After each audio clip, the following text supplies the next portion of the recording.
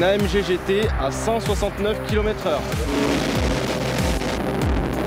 171 km/h pour une vitesse limitée à 90. C'est conscient. Et vous avez serré la gorge? Oui.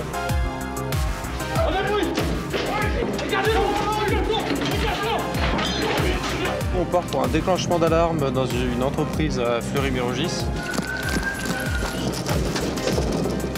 C'est ouvert. Il y a un premier, les gars.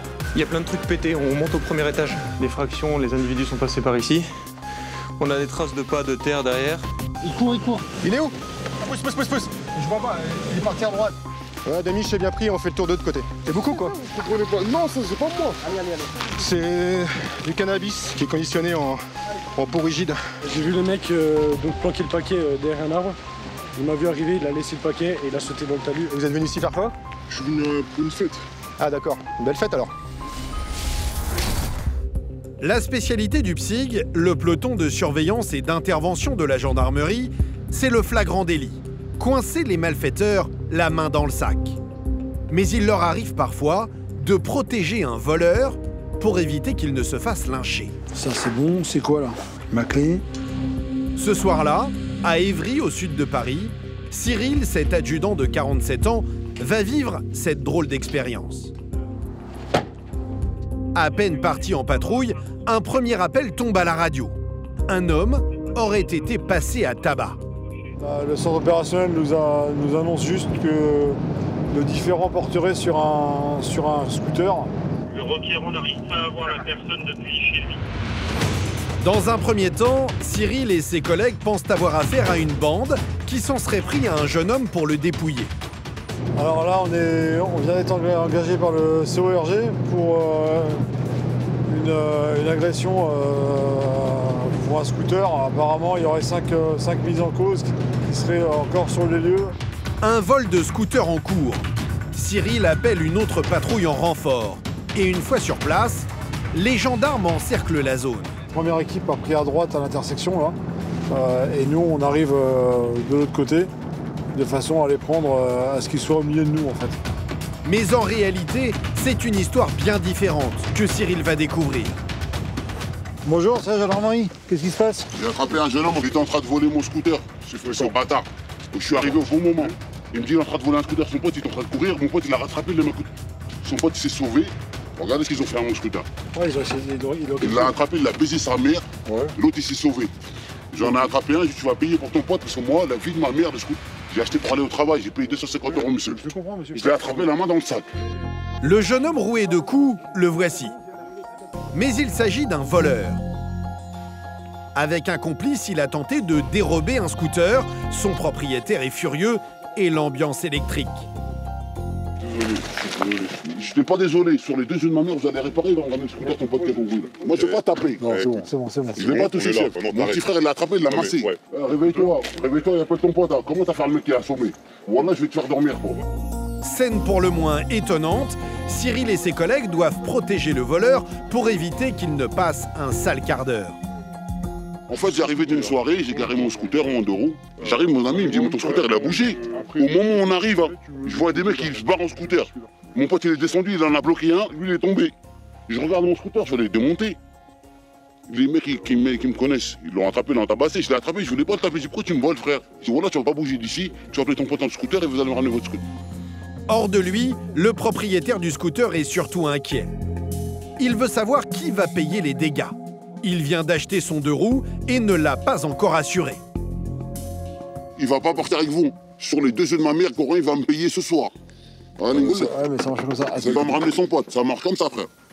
T'es énervé? Écoute-moi 2 secondes. Vas-y, il n'est pas encore assuré. Comment ça se passe? Là, il va y avoir un arrangement à l'amiable. Le voleur maladroit reconnaît immédiatement les faits. Mais Cyril s'inquiète surtout pour sa santé. Il a reçu plusieurs coups au visage.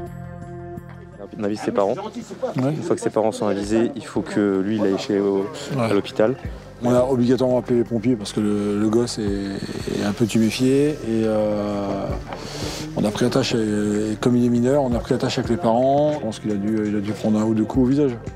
Alors que les pompiers le prennent en charge, le propriétaire du scooter, lui, est bien décidé à se faire justice lui-même. Vous déposez plainte? Moi, j'ai déposé en plainte, il va me ramener son pote, il va me ramener le scooter qu'ils avaient, qui se sont sauvés. Donc tu veux pas déposer plainte? Que tu veuilles ou non déposer plainte. Oui. Pour l'instant, tu restes avec nous 2 secondes, Voilà. d'accord? Tu redescends un petit peu, d'accord? Que tu sois énervé, c'est normal. C'est ton bien, on a essayé de te le voler. Maintenant, là, la priorité, c'est le soigner. Le gamin, t'as vu, il a du sang partout sur le visage. Les petits fils de pute, ils ont volé 2 scooters, et il y en a un, il s'est pas qu'un scooter, l'autre, il a fait son blessé. Sauvez-moi, tout se passe bien. Si c'était moi, il me ramenait en Est-ce que je prison. peux terminer? Ah, mais non, c'est pareil. La vie de ma mère, j'étais 3 fois en prison pour un manque rien, viens là, Karim menotte. Il a des petits curly, il fait son petit fragile. Arrêtez de voler, ça sert à rien. Il y a du boulot, il y a des trucs. Même ils m'auraient demandé, je l'aurais prêté. Le voleur mineur sera présenté à un juge pour enfants. Des vols à répétition qui créent des situations tendues, le quotidien des gendarmes de la banlieue sud. Allez, bonne soirée les gars. En région parisienne, le département de l'Essonne, 1 300 000 habitants, et pour veiller sur eux, 800 gendarmes, dont ceux de la compagnie d'Evry.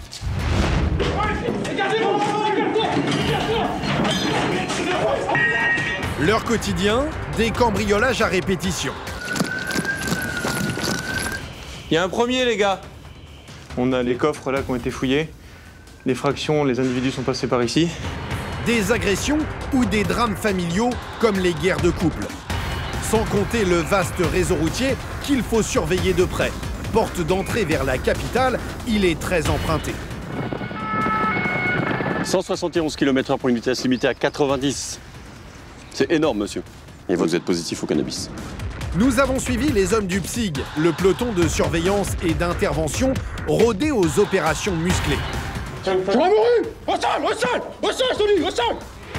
Et ceux de la BMO, la brigade motorisée, face à des comportements inconscients. D'ores et déjà, je peux déjà vous dire que c'est un faux permis. C'est une simple carte comme une salle de sport avec une impression dessus. La qualité, c'est une catastrophe. Vous suivrez Cédric, ce lieutenant de 38 ans, spécialiste des interventions à risque. Il va tenter d'interpeller un cambrioleur récidiviste. Il se diversifie. Cambrio, Vama, violence. Avant l'opération, il repère les lieux pour ne rien laisser au hasard. Il y a 2 points de fermeture seulement pour la porte. Ils sont plus faciles à ouvrir en principe. Juliane, lui, va devoir gérer une affaire délicate. Une femme qui accuse son compagnon de la frapper. La 3e fois, il m'a fait comme ça. Il vous a serré la gorge? Oui. Il vous a étranglé? Mais quand les gendarmes veulent placer l'homme en garde à vue, elle prend sa défense. C'est bon. Calmez-vous, madame, c'est bon. C'est bon. Enfin, Olivier du PSIG, qui tente de coincer les dealers sur le terrain pour lutter contre les trafics. Il court. Il est où? Pousse. Je vois pas, il est parti à droite. Il va encore une fois constater que les réseaux sont bien en place. C'est du cannabis qui est conditionné en peau rigide. Et vous êtes venu ici faire quoi? Je suis venu pour une fête. Ah d'accord, une belle fête alors. Gendarme de la banlieue sud, un quotidien à 100 à l'heure et qui suscite des vocations. Moi, je vais devenir gendarme. Ah bah c'est très bien. Il en faut. De jour comme de nuit, dans tous les recoins de l'Essonne, le PSIG patrouille pour tenter de surprendre les délinquants en flagrant délit. Pour ça, une qualité est indispensable, l'observation. Grâce à elle, ces hommes font parfois de jolies prises. Les gars, vous tout ça, s'il vous plaît? Ce jour-là, c'est Olivier, cet adjudant de 44 ans et 21 ans d'ancienneté, qui pilote les opérations. On ira à Fleury pour faire le contrôle des points de stup connus, notamment sur le bâtiment 2, 12 et 14. Ok? Allez hop. Lors de ces patrouilles, Olivier surveille en particulier les quartiers connus pour abriter des petits trafics, notamment le commerce de stupéfiants. En face. C'est à côté. Dans cette cité ce jour-là, ses collègues à bord d'un autre véhicule repèrent rapidement un jeune homme au comportement suspect. Ouais, tu les as toujours en visu? Ouais, mais il est où? Main dans les poches, casquette, c'est ça? À peine le temps de dire ouf, l'individu prend ses jambes à son cou. Il est où? Pousse. Attention, fais gaffe.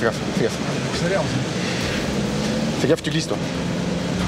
2 gendarmes descendent de voiture et le poursuivent à pied. Allez, putain. Il est où? Je vois pas, il est parti à droite. Avance!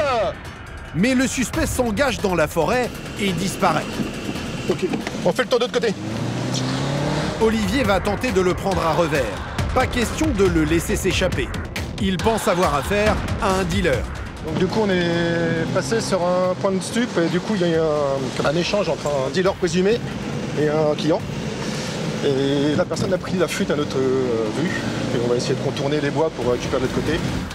Une fois de l'autre côté de la forêt, On va sortir là. les gendarmes s'élancent vers le suspect pour lui barrer la route. Ouais, Demi, j'ai bien pris, on fait le tour de l'autre côté. Mais ils n'auront pas besoin de courir très longtemps.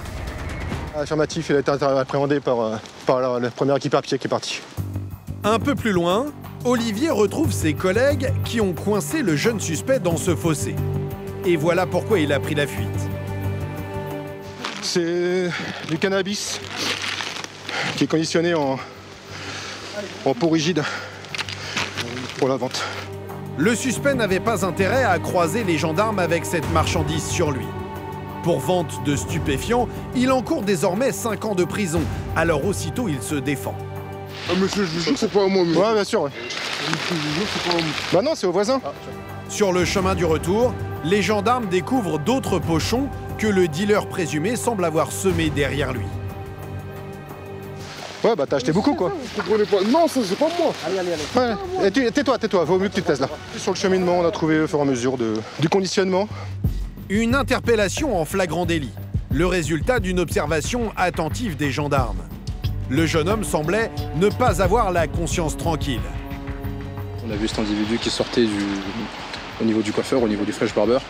Et là, on a vu que dans son regard, il était un peu méfiant. Dès qu'il nous a vus, il a commencé un peu à être un peu farouche.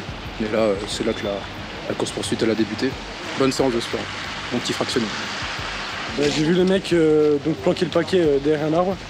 Il m'a vu arriver, il a laissé le paquet et il a sauté dans le talus. Et puis j'ai dit à Ida de faire le tour, il a réussi à le choper de l'autre côté.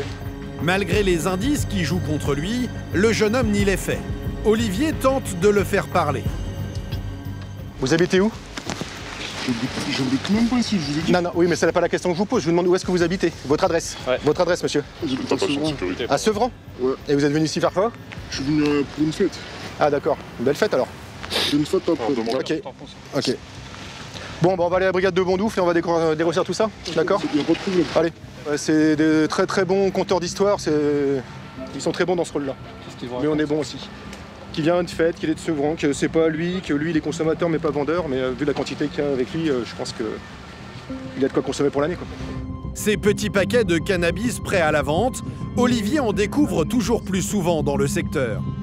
Et les techniques des dealers semblent même s'affiner d'année en année. C'est des commerciaux, ni plus ni moins, hein. Ils vendent à tout le monde et puis l'intérêt d'avoir du contenant comme ça, c'est qu'ils importent... Ils attirent le chaland, en gros, comme on dit. On connaît des sachets avec diverses pubs dessus. Maintenant, c'est du... Ouais, c'est des petites boîtes un petit peu design, les couleurs sont sympas. Pareil là. Contre le jeune homme, le dossier s'alourdit encore avec une nouvelle découverte. Les gars, il y a de l'argent. Beaucoup d'argent en numéraire.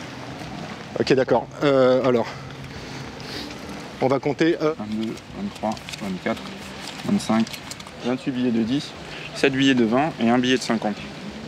Ça fait beaucoup d'argent, surtout qu'il y a plein de résine de cannabis sur les billets et qu'il est le monsieur détenteur de cannabis à côté. Difficile pour le jeune homme de prétendre qu'il est un simple consommateur. Il est placé en garde à vue et conduit à la gendarmerie. Au total, 470 € et plus d'une trentaine de pochons de cannabis sont placés sous scellé. Il va devoir des comptes à la personne qui le fournit pour les ventes, donc il va devoir expliquer comment il a fait pour perdre plus de presque 1000 €, je pense, de marchandises et de l'argent liquide aujourd'hui. Le jeune homme, qui s'avérera être mineur, comparaîtra bientôt devant une juridiction spécialisée. Son argent a été saisi.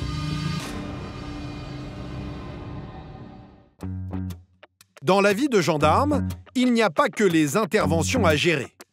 Ces militaires vivent sur place, au sein de la caserne, et ils donnent souvent de leur temps pour améliorer leur cadre de vie. Ouais, bon, on fait comme ça et on va combler après avec du silicone. Aujourd'hui, nous retrouvons Cyril et ses collègues, en plein travaux manuels pour rénover ce bâtiment. Le double face, tu préfères qu'on le mette directement sur le sol ou Eh ben on fait comme ça. Un chantier qui a démarré il y a déjà plusieurs jours. Et les gendarmes refont tout du sol au plafond, peinture, décoration, parquet. C'est bon les gars? Vous en sortez? Il faut apprendre à se débrouiller, apprendre à bricoler. Pour ma part, il y a des choses que je ne savais pas faire avant de rentrer en gendarmerie. J'arrive maintenant à les faire tout seul, à me débrouiller. Et j'en apprends encore après plus de 25 ans de service, j'en apprends encore. La preuve encore avec Omar, où j'apprends à poser des lattes au sol. Un gendarme doit savoir s'adapter en toutes circonstances. Et parmi les petites mains ce jour-là, Juliane, 33 ans. Sa mission, installer cette guirlande lumineuse. Un travail de précision. Juliane fait appel à sa créativité pour mettre en valeur son unité, le PSIG. Mais ce jour-là, il va vite se retrouver dans une toute autre ambiance et devra traquer des malfaiteurs, l'arme au poing.